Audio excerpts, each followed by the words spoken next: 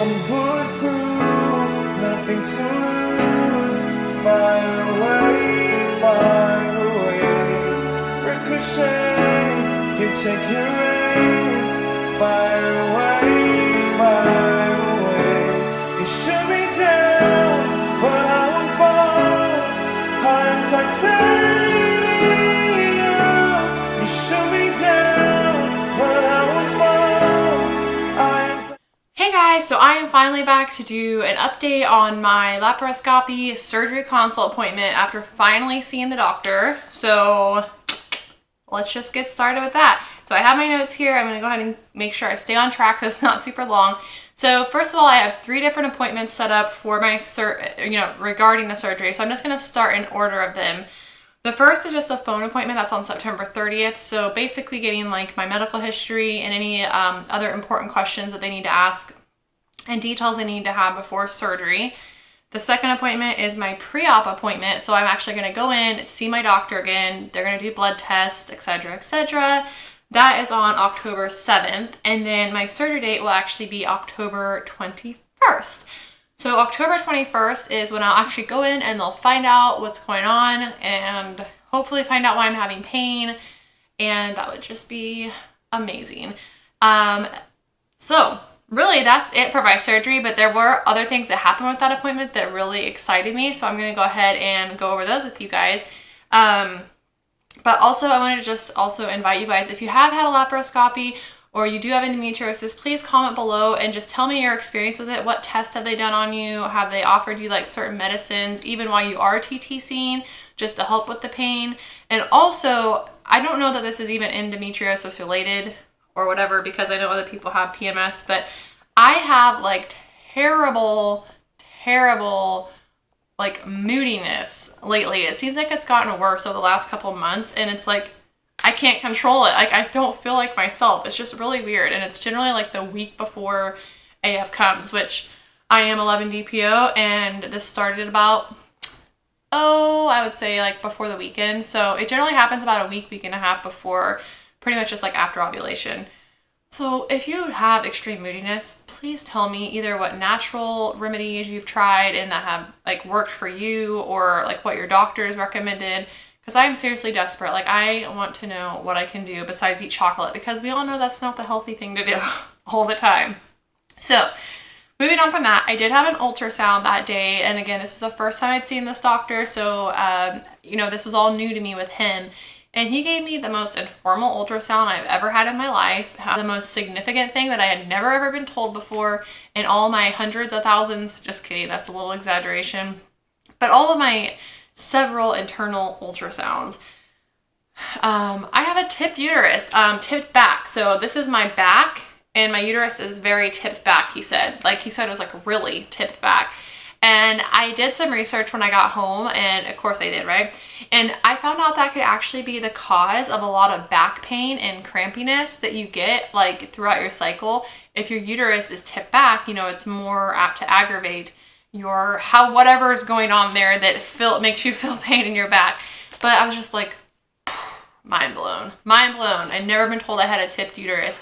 Along with that, ironically enough, it did say also that, endometriosis can be a causing factor of a tipped uterus because of whatever's going on in there. Wherever the endometriosis is growing, it can cause your uterus to tip. Another fun fact. So it was really interesting just to hear everything he had to say.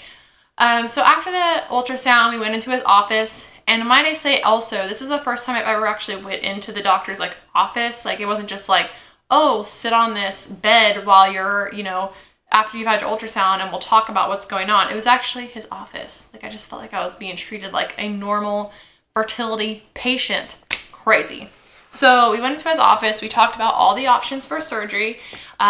He just kind of went over all the ins and outs with me. And he also is the first doctor ever to bring up the fact of possibly trying a different medication, Femera, which I'm sure most of you know what that is. But it's just at my clinic and the other clinic I went before, like the doctors, the nurse practitioners that I had seen, every time I brought up like trying something different besides Clomid, like Femera, they're all like, well, you can, but kind of like one of those things. And I'm just like, what is it with Clomid? Like, do you guys really think it's like a miracle drug? I don't understand. And I just refused to take any more Clomid because it gave me cysts so badly that they just hurt so bad, because I react very, very, very well to Clomid, and I always got a cyst from it. Another thing, he looked at one of my old ultrasounds of the time. If you guys recall, I had my IUI number 3 canceled because I had like 5 or 6 mature follicles that they were afraid would ovulate. Well, he looks at it and he says, you know, you really only had 1 follicle that most likely would have ovulated that cycle. And I'm like, what? Like again, I was just like one of those moments I was like, what? And he said that several of my follicles were too big. Like they weren't, you know, it's not just that they can be too small. Apparently they can be too big too.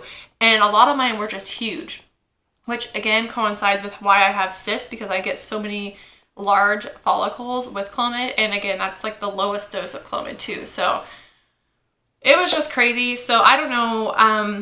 I haven't decided. There's also another thing that was put into my mind by him. He, along with my OBGYN, he's the second doctor to tell me, you know, if you guys do decide to do IVF, you could actually skip the surgery and just go right to IVF instead of having to, you know, do surgery, because it can, you know, pregnancy, once you have a successful pregnancy, can actually also help, you know, like resolve some of the endometriosis, and also any infertility problems that endometriosis is causing will be surpassed with IVF. And I'm just like, well, I don't know. We were planning on, you know, waiting to the beginning of the year and possibly doing IVF then. And I'd still like to know if endometriosis is like what's going on in there or why I'm having pain. But I don't know. It's still something that's up in the air. I definitely do have my surgery date scheduled, and nothing has been like, you know, mind altering enough to say I don't want to do the surgery. So it's definitely still on the schedule.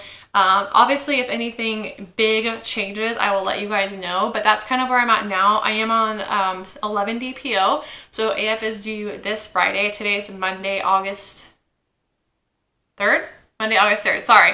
Yeah, today is Monday, August 3rd. AF is due this Friday. So that's where we stand. We go on vacation on August 22nd. So it's like less than 3 weeks away. I'm super, super excited. I cannot wait. So I'm really excited about that. I'm going to try to vlog that a little bit just because it's like, you know, an experience. It might be the last time we ever go there, first and last time we ever go there without kids, hopefully. So I am looking forward to trying to at least vlog some of that and put something together, whether it's everything all together or small clips along the way, but we'll see. Anyways, guys, I will keep you updated on the end of this cycle, and if there's anything else that changes, I will let you know. Have a good day. Bye. We have done biblical research, and we prayed about it because we are Christians, and we, you know, we are not against IVF and medical. Obviously, I've been to a doctor. We've tried to use the doctors to help with IUI and medications, but we've definitely prayed a lot about it, and we are definitely for IVF, but it's just, like I said, financial thing we have to figure out, and kind of having faith